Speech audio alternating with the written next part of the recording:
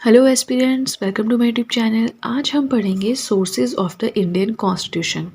भारतीय संविधान में कौन सी चीज़ कहाँ से ली गई है उसके बारे में हमें पढ़ना है, राइट। तो यहाँ पे हर एक कंट्री का नाम मैंने लिखा है, साथ में मैंने शॉर्ट ट्रिक लिखी है जिससे मैंने खुद याद किया है सो दैट मैं आपके साथ भी उस नॉलेज को शेयर कर सकूँ।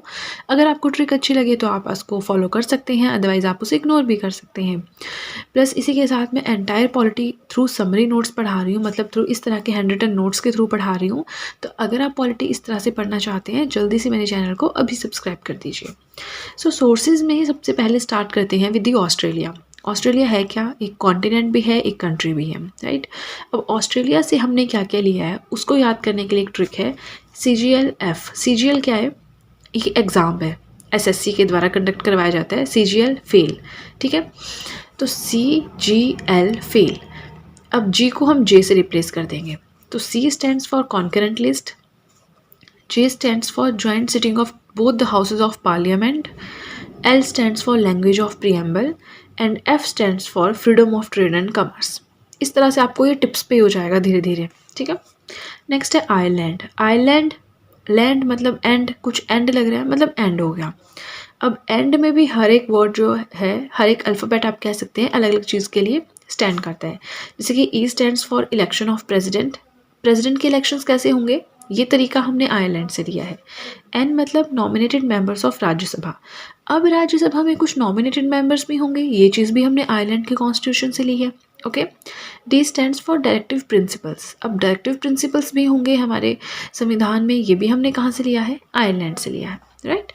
अब हम पढ़ेंगे साउथ अफ्रीका के बारे में। साउथ अफ्रीका के लिए हमने AE रखा है, असिस्टेंट इंजीनियर। AE में A stands for amendment in the constitution. Constitution में सुधार किए जा सकते हैं, अमेंडमेंट की जा सकती है, ये हमने साउथ अफ्रीकन कॉन्स्टिट्यूशन से लिया है। नेक्स्ट है E stands for election of Rajya Sabha. Rajya Sabha के जो इलेक्शंस होंगे कैसे होंगे, ये प्रोसीजर भी हमने कहाँ से लिया है? साउथ अफ्रीका से लिया है।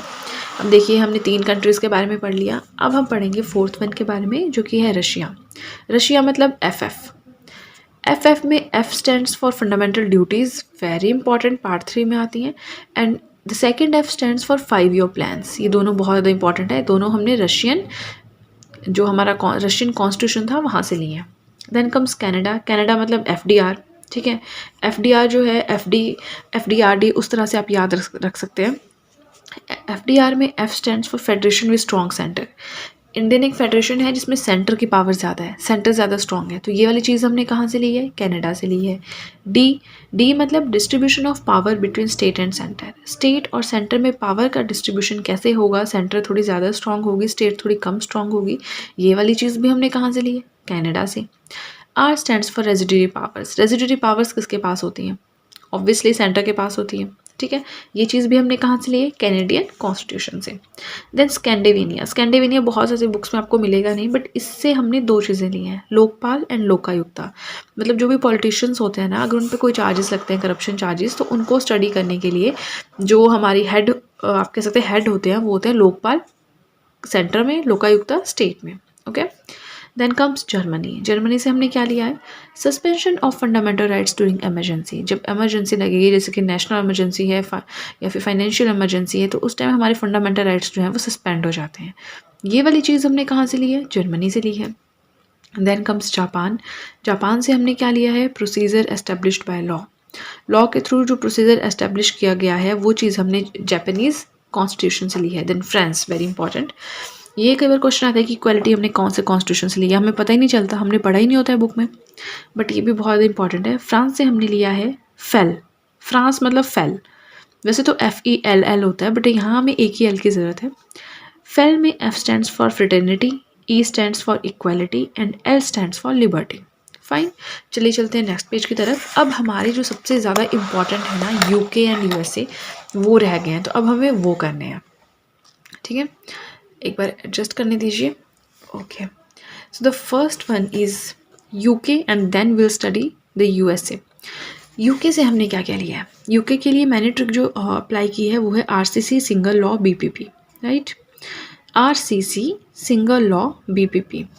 RCC में R stands for rule of law. आप 2-3 बार इसको पढ़ोगे ना, आपको थोड़ा टफ लगेगा, कोई कहानी काला कुत्ता आया ये लाया, वैसी ट्रिक्स मेरे पास आपको नहीं मिलेंगी।